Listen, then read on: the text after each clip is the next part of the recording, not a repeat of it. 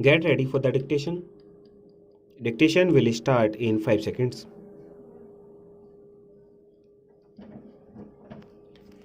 Start.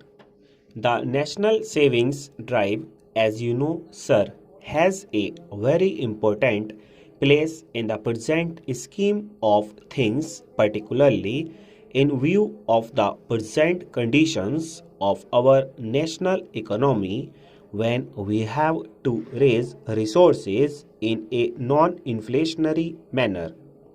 We have done everything to streamline the organization and we have tried to get the cooperation of the state governments by providing greater incentives and linking the whole drive with the local schemes and accrual of resources to the states. It has been decided that whatever revenues accrue as a result of the intensification of the national savings drive, two-thirds of the net amount would go to the states.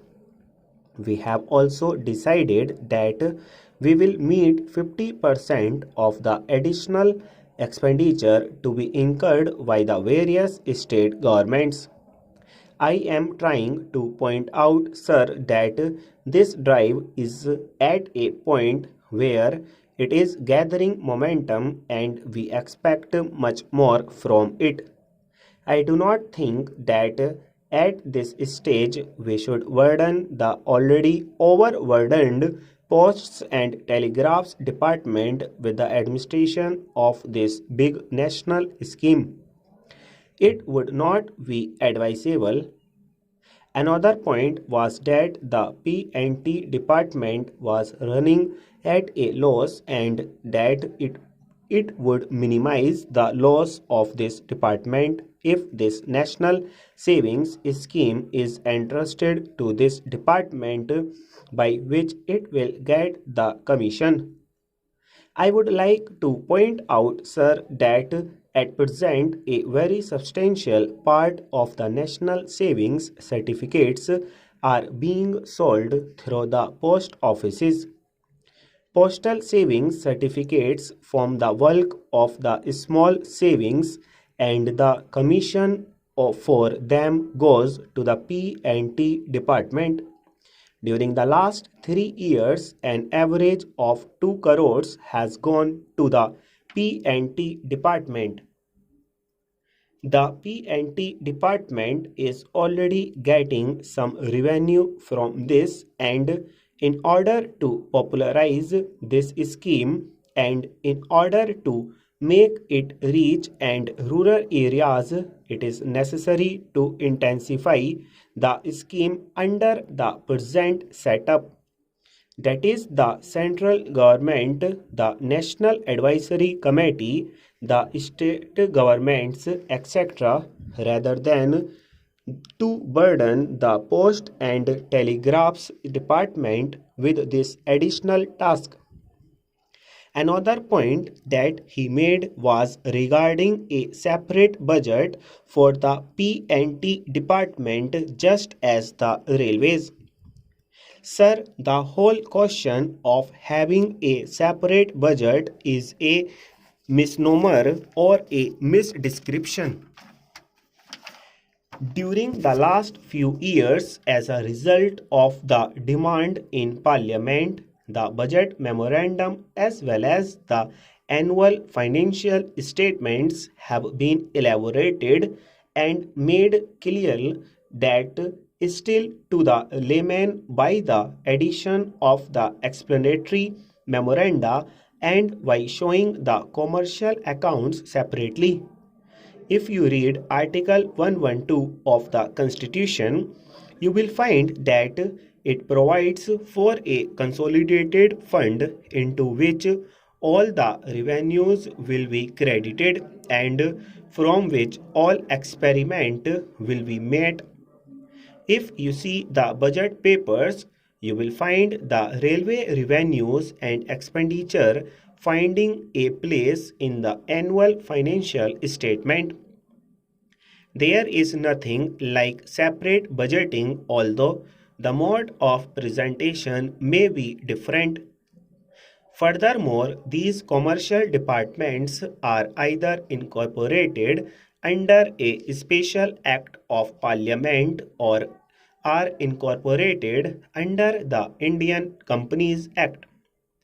Parliament has delegated powers so that it has not to present the detailed accounting to the Parliament. It has only concerned itself with the investments or the loans if the government makes any, and so accounts and financial statements are presented in a journal form. Even therefore, on that score, the point that the honorable member has raised does not find much of a basis. He said something about the size and weight of the postcards. He said that if he could be reduced, much of the handling charges may be reduced. This involves a lot of problems because our postcards have been having the particular size for the last so many years, and if we have to change the size, we will have to change the machinery which produces them. We produce about 100 cases per day, that is about 34 lakh 56,000 postcards every day, and we will have to change the machinery entirely. This machinery will have to be imported, which would mean foreign exchange, which is so very difficult to obtain at the present moment. Similarly, the paper board that comes will have to be changed in specification, and the manufacturers will in turn have to change their machinery. It is a very involved process, and I think it would not be at the present moment a practical proportion to change the size of the postcards, however advantageous it might mean. The honorable member suggested our making the cards lighter so that the weight may be less. This also is not practicable because, as you know, the postcard is of a particular thickness, and through experience we have found that out to be of great value. The postcard is a bit roughly handled in sorting. It passes from time to time. It passes from place to place. Mr. Deputy Chairman, I would like to refer to some of the observations made in the course of the debate which relate to the Defense Ministry items. There have been comments expressing concern in regard to the conditions and salaries of the officers and men of the armed forces. No one would contend that these conditions have either reached an extremely satisfactory stage, but defense, like everything else, has to be fitted into the general pattern of the country. The first question is what we can afford and what are the relative priorities. As one of the speakers said that the defense budget of this year is already 50 crores of rupees higher than last year, and it is likely to go further up if there are other difficulties.